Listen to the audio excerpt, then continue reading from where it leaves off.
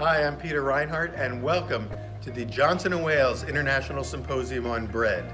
I'm coming to you from the Hance Auditorium in Charlotte, North Carolina, where we've held the last 4 bread symposiums, and as you can see, there's nobody here but me. And this is where we usually have it. The seats are all empty because this year, thanks to you, the symposium will be presented online, virtually, in our new presentation hall, which is where I will join you in just a minute. Thank you, and thanks for being part of our new virtual Johnson & Wales International Symposium on Bread, presented by Puratos.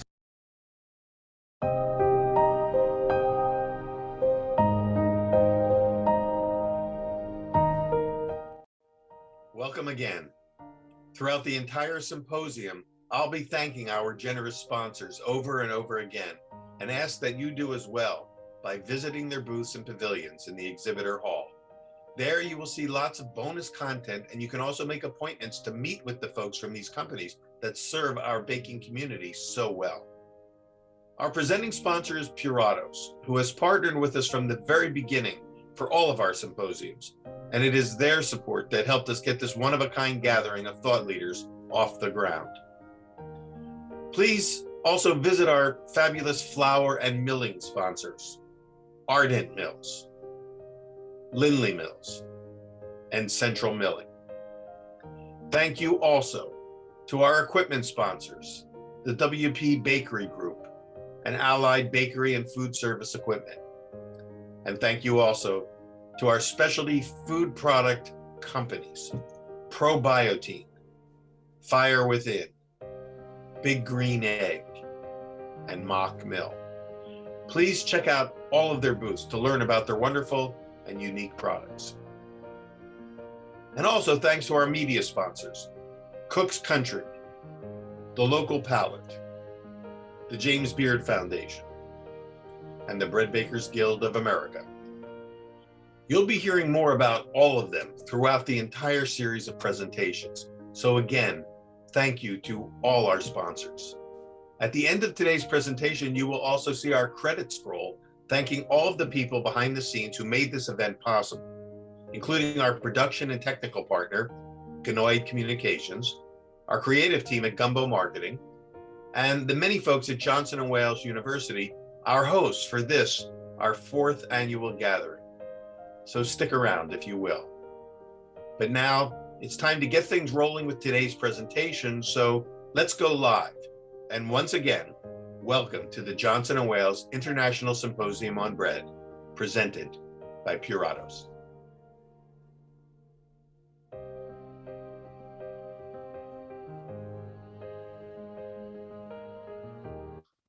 Yes, and we are live, and here I am, and this is it. This is our final session for the 2021 International Symposium on Bread. So thank you all for joining us. And thank you, Dave Dahl, who I'm going to introduce in a second, who's going to be with us for this hour. We've been sort of planning this as our, sort of, I don't know, come together session to bring after 5 months of really interesting, varied topics. I think Dave's story is a great one to kind of bring this year's symposium to a conclusion. So we're going to join him in just a second. To everybody else, there's no drawings this week. There's no session on Wednesday. This is it. But just so you know, if you didn't already get the email from me, that all of the sessions that have already been pre-recorded or recorded during the symposium are available to you on the archive and will be available to you not only till the end of the year, but I've just been told that if you log into the Bread Symposium homepage, that site will stay up for a whole year. Available to us by Ganoid Productions, who set it all up, so that you can actually bring up on the archives any of the talks that you've already either missed or want to see again. And eventually, sometime in the spring, we are going to move all of the presentations onto our YouTube channel. But that, and I'll send out an announcement to everyone to let you know when that happens. And it will then, at that point, be these presentations will be available to the global community. And so it's been quite a run. We'll kind of wrap things up at the end of today's talk with Dave. And then, of course, welcome those of you who can join us for the after party in the VIP lounge, which should be a lot of fun today. And I think that's all I've got to say, because it's been a long haul. There's nothing much left to say. I'm still digesting a lot of the things that we've already been talking about, and today it's just going to be a lot of fun because we're getting to hear a story about transformation. I've got my loaf here of Dave's Killer Bread. Many of you know about this. Most of you who are watching probably too. I call it the bread story of the last decade, the success story. And I'm going to start us off, Dave, if you don't mind, with me reading what you actually printed on the labels of the bag, which I think is kind of a good place to start. And then we'll go back and find out how this all came to be. And it says, there's a great little drawing of you with holding a guitar, and it says 15 years in prison. That's a tough way to find yourself. Dave Dahl realized that he was in the wrong game and knew he had more to offer. His brother Glenn saw a challenge in him and gave Dave a second chance by welcoming him back to the family bakery. Dave set out to make a loaf like no other, the most nutritious, organic, whole grain bread, and the result is what he called killer bread. Dave's Killer Bread is built on the belief that everyone is capable of greatness. What began as one man's journey has turned into so much more. Today, 1/3 of the employees at our Oregon bakery have a criminal background, and we have witnessed firsthand how stable employment sparks personal transformation. So that's the bag right on the message that everybody gets. I'm holding I already had a grilled cheese sandwich before we came on. I was sharing that with Dave when we met before we went live, but I finished it. I'm not sharing it with you guys. You can make your own. But Dave, welcome. First of all, thank you. You're coming to us from Oregon, from the Portland area, and well, there's a lot in that little wrapper story.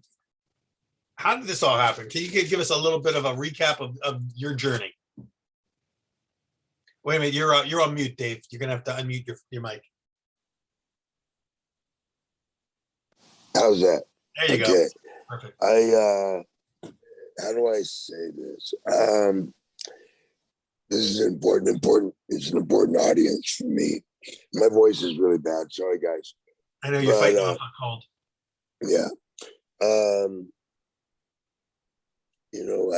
That's not the story that I originally wrote on the back of the bag. The original story was a lot more kind of intense about my history, but without being really detailed. It was just like it was what I wanted to say. Now the company, the company's taken over. They do their own thing, and more power to them, right? But if you go back, basically, my dad was a baker, right? I grew up. He started a bakery. My dad did it. He bought a bakery called Midway Bakery in Portland in 1955 or so, and started turning it into alternative. Started making alternative products, more like sprouted wheat and things like that, which nobody was doing, right? And, Portland's a great place for that innovation, isn't it? What's that? Portland's a great city for innovation. I think so. It was, at least at that time. Yeah.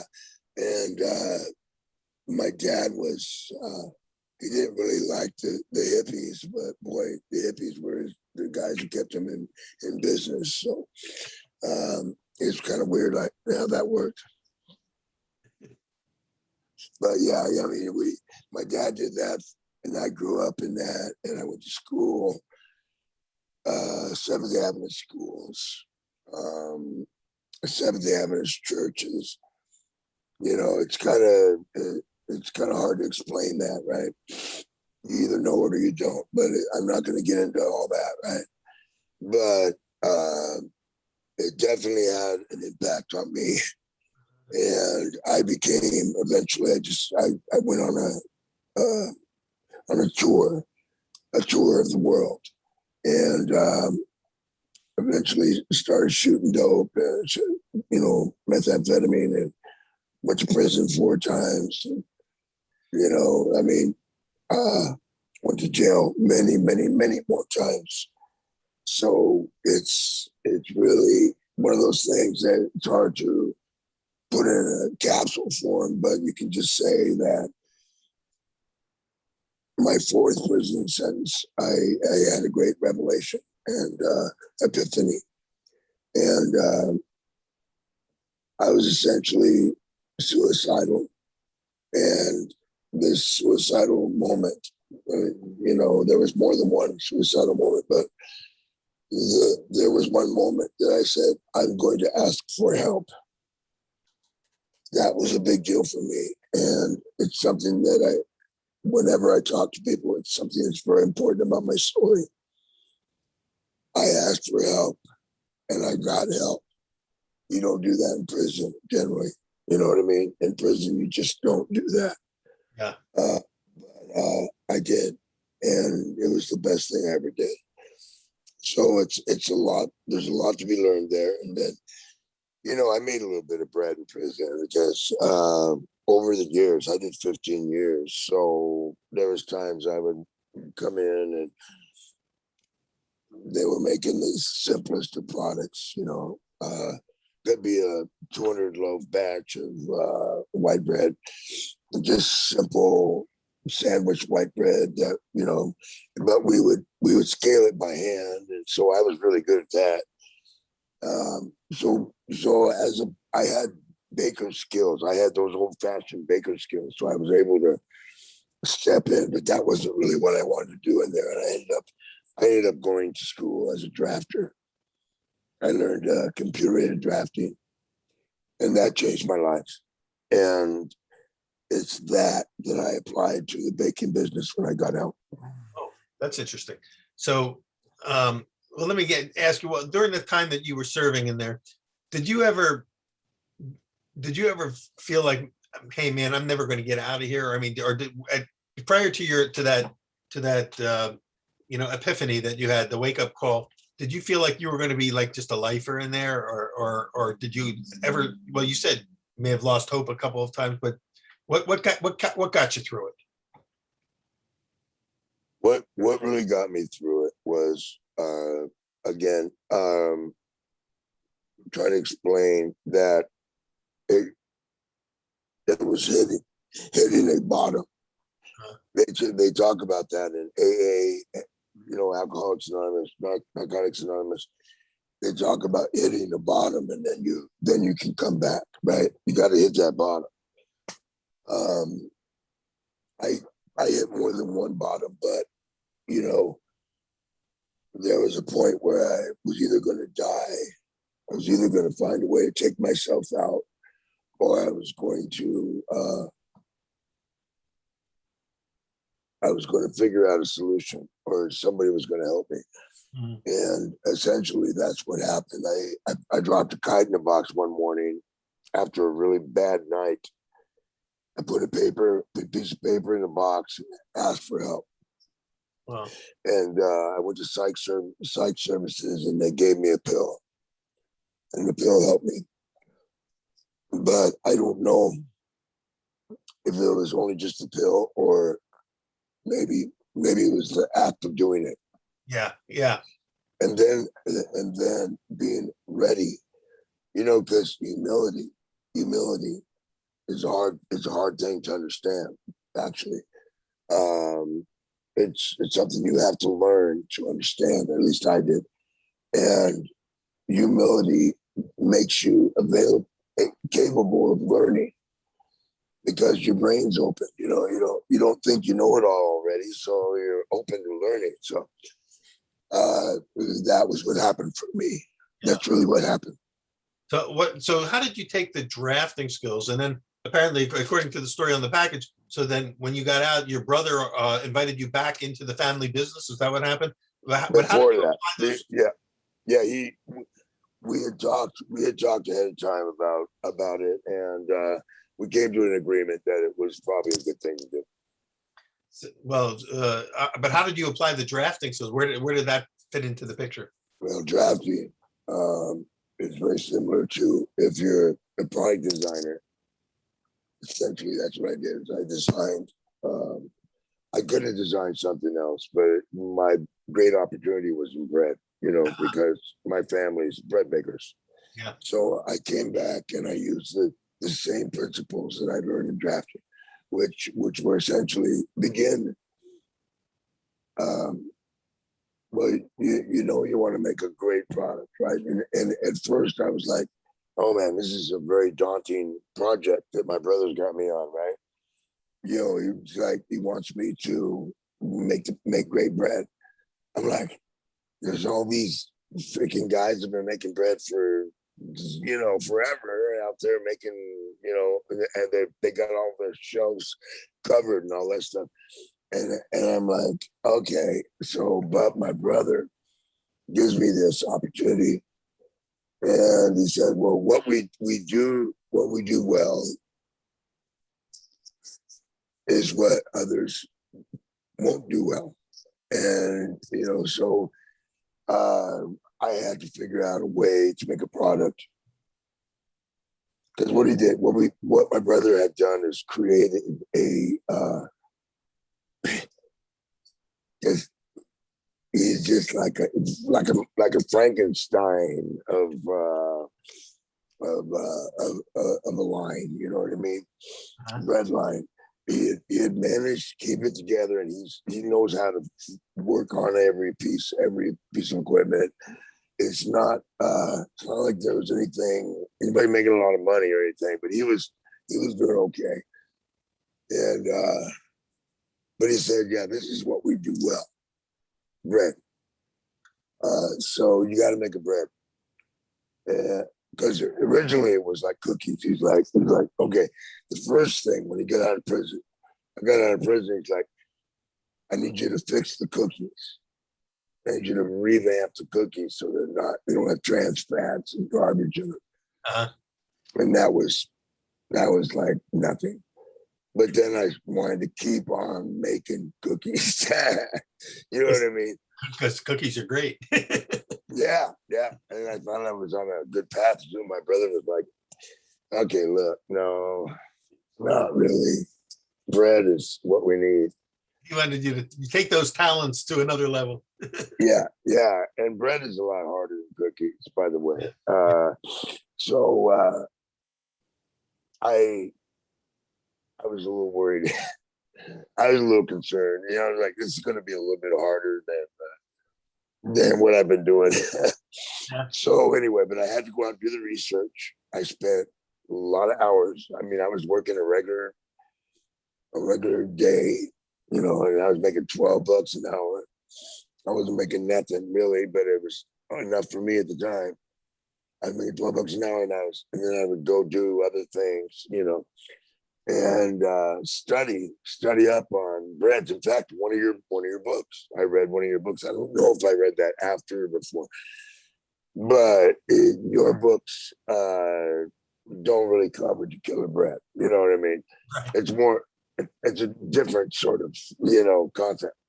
Well, actually, my earliest book, and it may not be the one you've seen, but my first bakery, my bakery was making bread that was in many ways very similar to killer bread, soft sandwich loaves that were multi-grain. I mean, so when I saw killer bread, I thought, oh my God, this guy figured out how to take this concept and go big with it and go national with it, which is something I had hoped to do with mine. But it reminded me of my breads in so many ways. Well, your breads tend to have a much longer, proof and ferment time and things like that. This is a totally different concept. And, it's more about getting the recipe right, getting the correct ratio of dead weight, and then figuring out a way to mix it properly. It's quite a there's no book that talks about it. That's the thing. That's interesting, yeah, because your spreads are really full of what we would call inclusions, the seeds, and other, like you said, I call it dead weight. Yeah, exactly. So you had to figure that out. You had to figure out how to make that work. It was fun. It was hard. It was hard, but it was fun. So So of course, some of the signature aspects of Killer Bread is number one, it's organic grain. It's mostly as much whole grain as possible. There's inclusions and things like that. Also, I may want to mention you guys are in Portland, which means you're pretty darn close to like Bob's Red Mill. Where you got where you are you Right guys across the street. you're right across the street, right from Bob's Red Mill. So did you guys work together? I mean, did you use their flour or how did you? Yeah. Oh, Bob was, my Bob. The cool thing about Bob, he's such a great guy, right? He's getting up there in years, but great guy. He used to come to our bakery out in Gresham, which is about 12 miles out of Portland. It's a suburb of Portland. He would bring. My dad was his first flour customer, wholesale flour customer. And so Bob would bring, he just had a hand truck and he would bring out like a few hundred pounds, and it would be a few thousand pounds in several loads. And he did it all himself. And, you just look at Bob and he's like, it's just robust guy, But nowadays, God, he's just this amazing cat. And he's helped us. Sure, he's been a sourcer. His company has been there to source ingredients for. And the thing was, when I was first creating the breads, we weren't located next to Bob's, but I would drive across town, and I would go in there, and that's where I found ingredients to create Dave's Killer Bread. Interesting. Yeah. Hey, can I ask you a favor? Any chance you could turn your camera again so we can get that horizontal view? Because we got the vertical going right now. How's that? That's great. That's that better. Yeah. Okay. Thanks. So I thought there was some kind of connection between you and Bob's, and of course, when you eat a Killer Bread, you kind of almost feel it. It evokes a lot of those same ingredients that you see on the Bob's shelf of all the different grains and the seeds and the things that people like to put in. So somewhere along the line, you had a vision of a type of bread, a loaf of bread that would kind of check off all these boxes and I'm sure not knowing whether there would be a huge market for it or not, you had an idea of a type of bread you wanted to create. Can you talk a little bit about what some of the qualities you were looking for that you wanted to imbue into that loaf? Well, I guess this was a lifetime pursuit in a certain way. Growing up, my dad made some really great bread, but it wasn't going to, make everybody happy. But let's face it, I loved his bread. So I grew up eating this sprouted wheat bread and stuff that he made. And I thought it was great, but I knew that we could do better. And to me, it was a texture thing, partially a flavor thing, but extremely, really important that we found a way to make it more like when you eat breakfast in the morning and, you eat oatmeal that's mushy, or you eat oatmeal that's crunchy. See, I like crunchy oatmeal. You know what I'm saying? Yeah. And it's the same with bread for me. And so that was essentially what I wanted to do. And then, of course, I was able to use a nutrition program, which it was kind of a rudimentary nutrition program in those early days. Yeah. But at least I was able to put that to work. So those were basically the two things that I did. And I also had to reverse engineer the stuff that was out there. By the way, we lost your video. Yeah, I need to put up my do not disturb. Oh, yeah. When telephone calls come through, it knocks you out, right? Yeah, it looks like it. I'll be right back. I'm going to do this. All right, you take care of that. I can talk to you though. Okay, yeah, we can hear you. Meanwhile, I'll continue to hold up the. I love the logo. Of course, part of the success of any company and any product, no matter how good it is, it still comes down to marketing.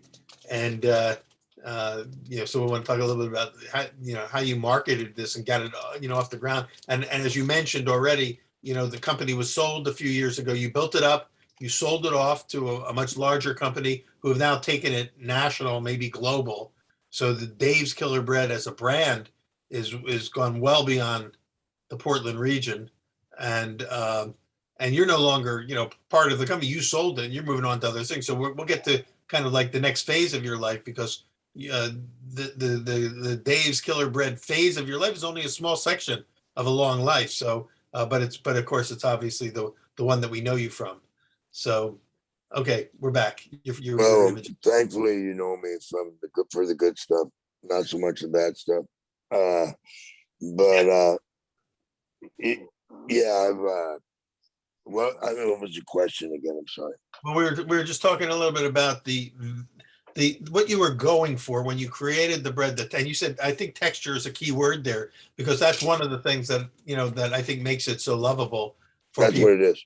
Because it's because I know people, how like there's certain brands and products like Trader Joe's. People aren't neutral about Trader Joe's. They love Trader Joe's. They worship at the altar of Trader Joe's. And it's kind of like that with Dave's Killer Bread. When I first heard about the bread a few years ago, and it was it was going national, people were coming up to me and going, "Have you had this bread? I'm going crazy over this bread. And there's something about it that touched a nerve. And anytime something like that happens, I have to ask the question, what's underneath there that's causing that to happen? It's not just an accident when something like that happens. No, it's certainly not.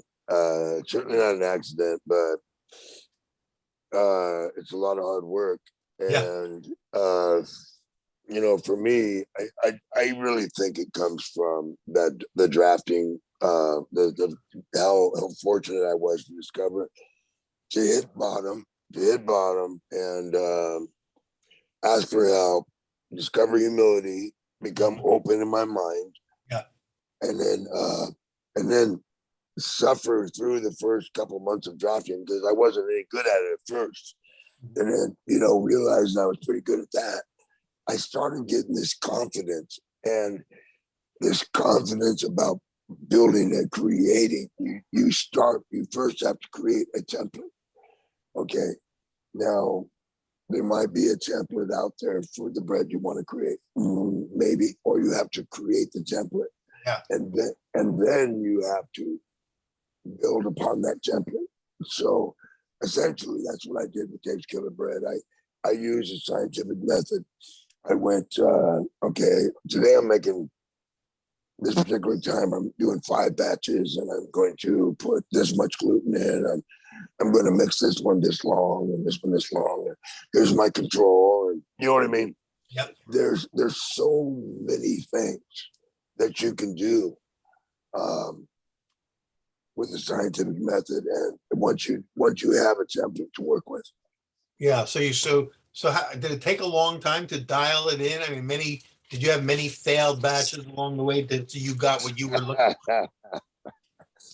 Yeah, you got to be thick-skinned, man. Yeah.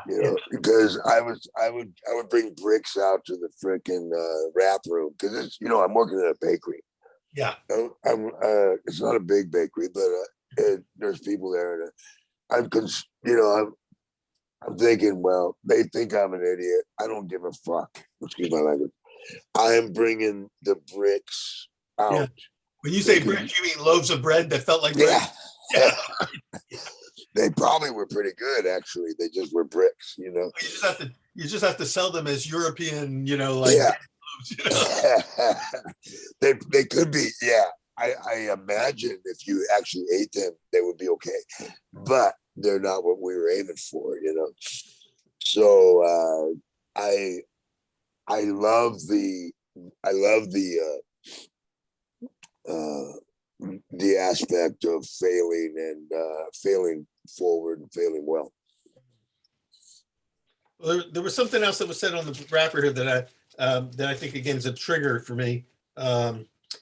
First of all, one of the things it was your pledge to support and motivate more companies to harness the power of second chance employment. So a lot of your employees were people that also needed a hand up, and maybe people that Were you able to even find people that you knew, when you were inside, that you were able to bring into your company, or in general, just other people that had been served time that needed that chance?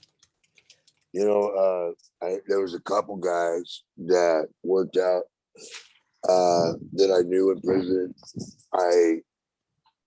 The funny thing about them is they were more personal with me, so they're still my friends, and I've still helped them out. Yes. And some of them were really great. They were really great workers at the company, but they're not there anymore. Uh-huh. Yeah. But the idea, because of my success coming out of prison and doing well, the idea was just made a lot of sense. Yeah. It's like, and I was always like, okay, sure, you don't just want to go hire anybody off the street. You don't want to hire some bum or some guy just getting out of prison. They have to be ready for the chance. They yes, can't. Yeah. Right. And at least, having been there, you'd be able to recognize probably somebody who was ready for that. Yeah. One of our viewers just said he loves that failing forward quote, and that's an important concept. And I'm going to just pull one more line out of the thing here, and this is, I think, again, key to our conversation, is you witnessed firsthand how stable employment sparks personal transformation. And I think of anything, if the Dave's Killer Bread story is about anything, it's about personal transformation and starting with your own. And so maybe why don't we talk a little bit about that, your journey in transformation and how you view it, and where it's leading you in the next phase of your life. Well, that's a very open question. You put me on my heels here. If you have anything specific to ask me, fine. But I will tell you that I'm currently not doing baking because, I really miss it, but as a business venture, I can't do it because it's anti-compete, non-compete. And they don't want to compete you against the founder of the company. Yeah. They need all this money for. Yeah. But it bums me out sometimes that I'm not still part of the company. You know what I mean? Yeah. That I created. But what I do now, what was weird is in 2015, I was able to, I discovered eBay. Well, I got paid some pretty good bucks.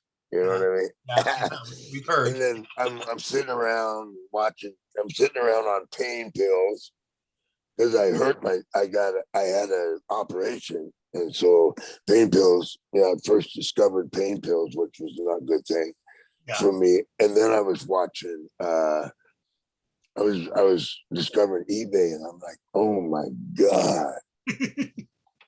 And it's so fun. You know what I mean? You mean like to buy and sell things? Oh, now I sell and buy, yeah.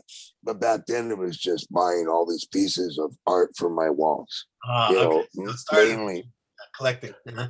Yeah, mainly masks and things, but it was all tourist art, and most people, that's what they start with. They start with the tourist art. I eventually became a serious African art collector, and I have an incredible, I'm not going to say how many dollars I have into African art, but I have a great collection of African tribal art. I hope you can come see it sometime. Yeah. In fact, anybody. Is it something that you just keep at home, or is it on display for people to see? I have some at home. But mostly it's on display at my warehouse. Okay. I have, because it's very it's hard to explain, because I used to have a penthouse downtown, and I had about maybe 100, 200 pieces down there. But now I'm living with my wife because we got married, and she's not so much into having that much tribal art. That's your thing, man. Yeah, exactly. So I have maybe 20 pieces here. Anyway, uh, I'm, but I have a lot more, and then people can come take a look at it. I don't. I'm more of a museum than I am a selling. Uh, So that you're not a gallery for that you're it's not a commerce gallery for you. Well, I'm happy to sell it if people are willing to pay me what I pay it. But this stuff's expensive. But I also have a warehouse full of the more um, you know lesser lesser lesser collectibles, Uh, stuff that's fun to collect, but not. But you don't can't brag about it to some snooty collector. So that's the only thing. I mean, I've been doing this for a while, so now I have to be able to hold up my. I have to be able to prove my stuff is as good as it is. So but anyway, I have thousands of pieces that are still very cool, and so anybody that wants to come, they're welcome to come. it sounds like if I'm hearing it correctly, like you after of course after you sold the company, you're a creative person. You've got a lot of stuff going on inside of you. You needed something to channel that creativity into and that passion into, and the thing that grabbed your attention was African art, and it kind of gave you a new direction, a new chapter in your life. Would you say? Yeah, I mean, and I've always been kind of a artistic guy. I mean, I drew, I made money drawing portraits in prison. I mean, Oh, so but I'm not. I didn't ever make it like I never became a maestro or anything. I was okay. I was a good artist, but it did you draw wasn't. this? Did you draw this avatar of yourself here? Or did someone else do that? Well, I drew a better version of it, and then that guy drew that version of it. But no, I drew that, but I didn't draw that. Yeah, yeah, You know but what you I'm didn't saying? like it. Yeah, yeah, yeah. And yeah, and then I ended up drawing a version of it on CAD, which is really the wrong program to draw computer drafting. Drawing something like that is it's just the wrong thing. And I didn't know what I was doing, because when you're making a logo, you don't make a logo that's complicated, right? You make a logo that is as simple and effective as possible. That particular logo is about as complicated as you want it to be. Oh, really? You don't, you know what I mean? Yeah, And then it's got this. If you look at it, it's got this guitar that's going up. Okay, see how the guitar goes way up. yeah. Uh, that is a terrible thing to do in a logo. Why is that? Well, because it takes it screws up the compartmentality of it. You Yeah, can't it you want your stuff to be like as compact as possible. I see. Yeah, yeah. So, Yeah, and it was a problem for us from the time that we started using it, but we couldn't change it. You know what I mean? well, once people like fall in love with it, then it's hard to go back. Yeah, but you know what's funny? I don't know how long you've been paying attention to Dave's Kid Bread, but back a few years ago, before I was gone, we had a logo for every loaf of bread, every style, every bread. How many styles were there? Well, at the time that I left, there was 16, 16. but they Wow. were all whole grain stuff. What's going on now isn't the same as what Uh-huh. what my family was doing. Wow. Yeah, because now it's probably a blend of a whole grain and also some white flour as well, right? Right. The deal is is now it's as long as it's organic, they consider it to be a killer. So Yeah. that's fine. That's their deal. But you had 16 different types of breads that you created. And then, of course, when you sold the business, then you lost control of those decisions. So the company's probably gone. And this happened when I sold my bakery too. They went with the ones that were probably their best sellers. Sure. And you They know what's modified the funny? formulas. I gotta tell you, there's a good story here. If you got a minute, the Sure. sin the sin dog. You know what the sin dog is? No. Anybody who has been around Dave's Killer Bread for a long time and was around up in Portland in the early days, in the first like 5, 10 years. The Sin Dog was the number one talked about product. What it was is people, in the early days of me going to the farmers markets, people would talk to me, well, why don't you can you make a cinnamon roll product? And I'm like, oh, I don't think so. But I thought about it for a while. And then I went and got myself some baguette pants. And and I started thinking, you start thinking. And I made 100% whole grain raisin bread, dough, cinnamon. And then I created this cinnamon filling that was perfect. It was about half flax seeds, half flax, because flax is not only healthy, but they're amazing. Like, they take the place of eggs. They bind right. So some texture, yeah. Yeah, so it was incredible. I created this thing, and then I called it a cinnamon dog and shortened the name to Sin Dog. And then we made the horns on the dog and stuff. And, it was so fun. See, we always have fun. Yeah. The imagination just takes off with it. Yeah. And so this thing was the most. Anytime you were sampling, like at an event or whatever, it was always the most popular thing. Interesting. But the problem was anymore or not? Do they still? No, the problem with it wasn't it really wasn't a staple in people's lives, I guess is the way to put it. So, and then it was hard because it was never where you were looking for it. You know what I mean? So I don't know how to explain why it failed, other than even though it was the most popular product we had, when you sampled it, it was it was in the red. You know what I mean? And they were looking at it as like, they don't look at loss leaders. You know what I mean? Right. To me, it was a beautiful loss leader. In fact, all my family would never have said, let's get rid of this, because we understood it like, it was part of your brand image. Yeah, we knew it was important, even if it wasn't making us money. I hear you. And that goes back to what we were talking about earlier about the difference between creating great products and being able to market and sell them. Right.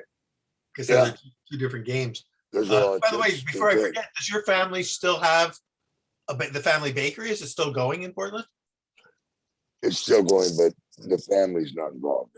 Okay, so your family's out of the baking business completely, but it's carried on. When we sold the company, we dropped out, and it was a bittersweet process. Yeah, but Killer Bread became a part of the exit strategy for everybody to move on with their lives, and which is amazing to me. But part of what's amazing about the story is that really it was only about 5 years from when you kind of launched Killer Bread to when you were able to then sell it at a very nice, profit and be able to, in a sense, cash out and move on to 10 years. It's just an amazingly short amount of time to create, a product with that much brand value that another company would come and say, we'll give you a whole lot of money if you let us take it to the next level. Right. Well, I did get a head start with a company that my family had been operating for about 50 years at the time that I got out of prison. Exactly. Well, with all that said, I think we were talking about transformation. We were talking about, sort of reinventing yourself and finding yourself, second chances.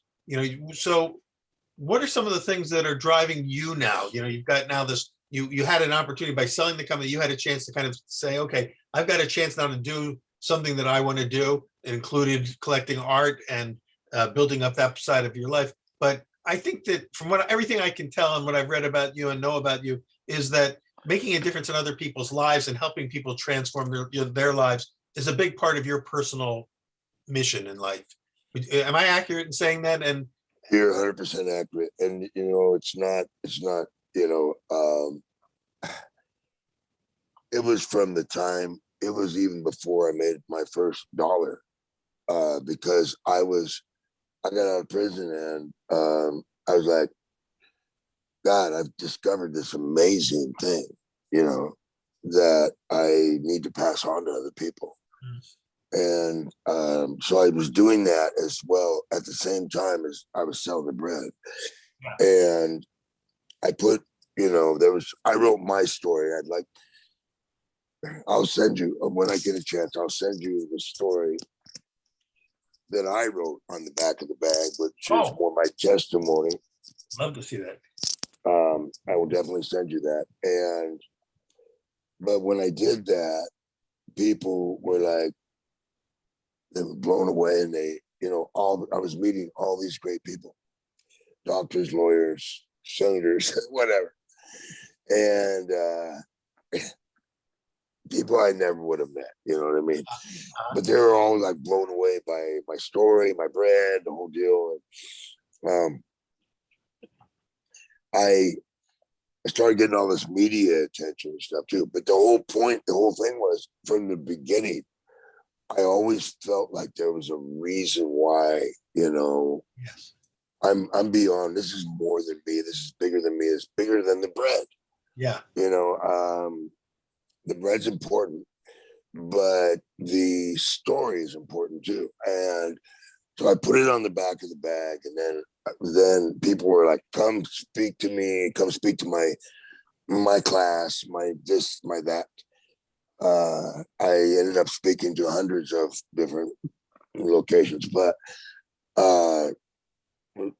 it was all what I did is I eventually, through trial and error, created a video that was about 13 minutes long that I could take out and show to people, and then I would talk a little bit, and then open the floor up.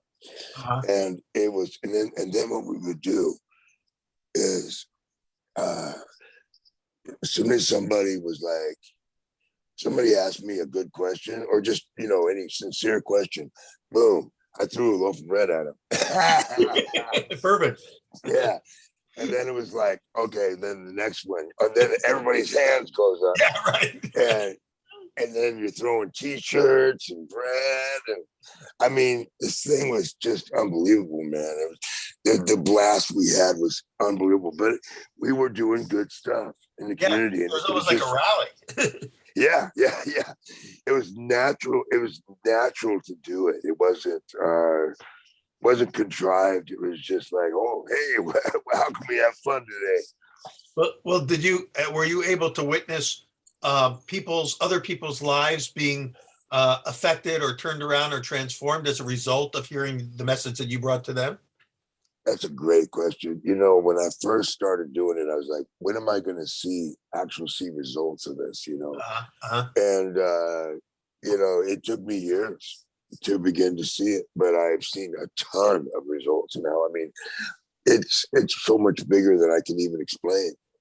I mean, even if you just think about the fact of what the company does now, and how important it is for the company to continue to do the second chance employment and second chance foundation, and how I'm always, my story and everything is always referred to by people who have struggled and overcome things. So it's pretty cool. Yeah. Dave, I'm going to check here and see some of the Q&As are starting to come in. Let me throw some questions your way and see if let me see. As Runner is who's been commenting, he's the one who loved falling forward. Also says that he used to buy his Shin Dogs at Costco, which and I think if it was in Portland, and I don't know if he's in Portland, but if you were selling it in the Portland Costco, then I knew somebody, one of the bakers there. Okay, if we bought it at Costco, it probably was at a road show. Were you asking that? I did a lot of road shows where my Okay. wife now, but my girlfriend at the time, and other employees, we'd go out and we could sample all of our products and sell all of our products at these road shows. But then I don't remember, Yes, he you says know, yes. It was a road show. He said. okay. I think eventually, but the Sin Dogs were never really a mainstay at Costco. Yeah, you got to sell at Costco. You got to sell a lot of product to stay on the shelves there. That's right. I actually did a little Sin Dog party with my grandkids and stuff. Uh, I don't know, was it this last year or the year before? I'm gonna do it again. I ended up having to go buy this really badass Hobart mixer because you just can't, you can't make it with, you know, the common kitchen mixers. Right, right. You got to be able to, Yeah, and work it. so Yeah. so anyway, I've got all the equipment, so I'm gonna make them again. Well, that raises an interesting question because, and I'm sure other people who have built and sold businesses, everyone works out deals with with what you're allowed to do and can't do. Once you sold them the rights to the Killer Bread brand and everything, if they're not you doing some of the breads that you used to do, if they drop them from the line, are you allowed to bring them up and bring them back out if you wanted to? No, I don't think so. And I mean, if I thought I could do that, I would probably, I would seriously consider it. But the Sin Dog party is down home, Yeah, kind of that would be fun. like just a small little local event. Yeah. Yeah. What Rose writes, the Sin Dog name alone is awesome. She loves the name, especially when you describe the with the horns and everything. It's like, Yeah, well, okay, the thing was really long, right? And it had and the package was a it was a really long wiener dog with horns, and he was a Sin Dog, and he was always getting into trouble because we used to do animated stuff, and this guy was like, he's always up to no good. It was yeah, so yeah, it'd be funny. perfect for in like a Saturday morning cartoon series. Yeah, dude, we had so much fun. If you go on to my YouTube page, Yeah. Dave Dahl YouTube page, you can see some cool stuff we did back in the Oh, okay. day. Oh, yeah, I'm gonna have to do that. And also go to my Facebook page. Right. I have a couple of Facebook pages. So It also evokes when I hear that, when I just think about what Sindog, because I've never seen an actual Sindog, one of yours, but when you're describing it, I'm immediately connecting it to your love of African art, because it seems like imagery wise, there's got to be some connection to certain types of African style art. Wouldn't you say, or am I wrong about that? well, I think the connection is more that the fact that I like this African style art, which is weird. It's not everybody gets into that, and not everybody makes a Sin Dog. So I think it's more that I'm eccentric, and the Sin Dog's eccentric, and so is the African art. But they do have parallels. Is there a Second Chance Foundation? You mentioned that. Is there an actual Second Chance Foundation? One that Dave's Killer Bread has. It's called Dave's Killer Bread Foundation. I was working on it before I left there, but I am not involved in it now. Okay. But definitely worth a look. I my I support organizations. The organization I support and want to build up and scale is called Constructing Hope. And what that is about is generally guys getting out of prison, could be girls, whatever, getting out of prison and then learning a trade, which is the same thing that happened to me. But I learned my trade in prison. But it's just these guys get out and they learn construction trades, and then they go right to work. And what a great thing. It changes people's lives to be able to go to work in a meaningful job. Yeah. And so this is really what I'm about. I'm about that. I mean, you see a guy, there's a guy, Mike Rowe. He did dirty jobs, and he's like my hero because he has helped a lot of people this way, and he's got more power to do it than I do. But I would love to be able to have the ability that he has to help people transform their lives. And really, what you need is you just need something to sink your teeth into, and make it, take the place of the negativity in your life. Yeah. Is it? I'm seeing one as you're talking about it, I was just looking it up. Is there's a constructinghope.org? Is that the same group? Yes, that's it. I Exactly. put it up on the chat right now for people that want to try to check it out. And if you look at that and you look at my YouTube, you'll see that my involvement has been pretty strong. Last year, I think I kept them alive with a cash donation, but normally, because of COVID and all that, Yeah. they weren't able to get their normal grants, and so I kept them alive last year. But what was cool about it is I gave them some money. I think I gave them $100,000, right? And then somebody else, Nike or somebody, gives them $200,000. Yeah, Nice. And other people are like 20 grand, whatever. I'm like, that made me feel good because, Yeah. Yours is the seed that got the whole thing going. That's right. Yeah. I'm going to put your YouTube page up on the chat too. Is it just under your name, Dave Dahl? Yeah, Dave Dahl YouTube. Yeah. Dave Dahl YouTube. I'm going to put that on there. Just so that everybody who's watching can follow up on all this stuff. And also that maybe you want to throw up on my website for African art too. What's the website? It's called discoverafricanart.com. Oh yeah. And it's discover, one word, African art. Yeah. .com. Yeah, and people can contact me there.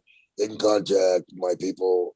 They can come visit the art. There's no obligation. It's just kind of like I want to share this stuff, and I like meeting people. But and also there's DaveDahl360.com. And what is that one? That's just my regular. It's like it covers everything. Okay, I'm going to put that on there too. DaveDahl360.com, and okay, that's up there now too. Well, Dave, before we run out of time, we've got a couple minutes here. Let me just see if anybody else has any questions they want to throw our way, and otherwise we'll take a break and we'll continue in the after party. As always on these 1 hour is never enough time to go as deep as I'd love to go with you, because we've tapped a few topics here that we could, like you said, we could spend hours talking about. Yeah. And in the after party we can get a little bit deeper, and I really want to hear more about some stories about the difference you've been able to make in people's lives and in the world, based on and talk a little bit about that sort of that epiphany moment that you had and how it turned your life around. I think that's so important. Everybody right now is looking for, everyone I would say is always looking for purpose and meaning in life, but there's so many people right now who have lost touch with that and are probably looking for a lifeline, back to that. And I think it's important for them to know that there are people like you who have hit rock bottom and were resilient enough to, bounce back and come back but come back a couple of times. And what's really important about that, Peter, is I was suicidal. I wasn't tough. I was pretending to be tough, but I was, when folks feel like it's all over, that's when they need to look, when they don't have a chance and all this stuff is saying your life is garbage. Yeah. Remember that's what Dave's Killer Bread came from. Wow. You know, Yeah, yeah, you know yeah. what I'm saying? Yeah. Yeah, From the ashes, really. that's right. Wow. Well, I think that's probably a good place to end this session. And what we'll do, Dave, is you and I will log out of this webinar and we'll log back into that other link we have to the after party. Take a couple minute break. You know, I'm going to run to the restroom in between, and we'll reconvene there in a few minutes with those folks who are watching who have the pass to the VIP lounge. And before we call it a day today, again, this is the last session of the 2021 International Symposium on Bread presented by Purato. So I want to thank Puratos and all of our sponsors, all of our many sponsors, for making this event possible. I want to thank all of the amazing speakers we've had over the last 5 months, and especially Dave, thank you for joining us today and sharing your story, and congratulations on, on the amazing life that you've lived and that you're still standing to tell about it. And I think that's really important. That's an important lesson for all of us, is to know that there's always, we just got to keep coming back. And especially today, I know a lot of people, I'm even at school today, we were having at Johnson & Wales, we were having conversations with faculty members and students who are really dealing with a state of despair that that they're not used to. Young people, 18, 19-year-olds who are despairing because they're just not sure where their life is going and if there's any hope and way out, and they need to have people that they can look to that have navigated that and been there and done it. And so I want to thank you for everything that you've done, and also thank you for creating a killer bread that has changed the bread landscape. It is the success story of the last 10 years, and even though you're not driving it anymore, you gave it birth. And again, thank you so much for that. Thank you, Peter. I'll see you in a couple of minutes in the VIP lounge for the after party. I'll see all of you the next time we reconvene. I'll be sending out periodic updates and notices about postings and when we switch over and all of that. So stay tuned for that, and feel free to write to me at peter.reinhardt@jwu.edu if you want to stay in touch about anything going on with Bread and Symposium. And again, thank you all. Thank you 2021 for a long, fruitful symposium in which we've amassed a ton of great content, which will be available forever, via YouTube and our website. Have a great day, a great rest of the year, and I'll see some of you in a couple minutes in the VIP lounge. Thank you.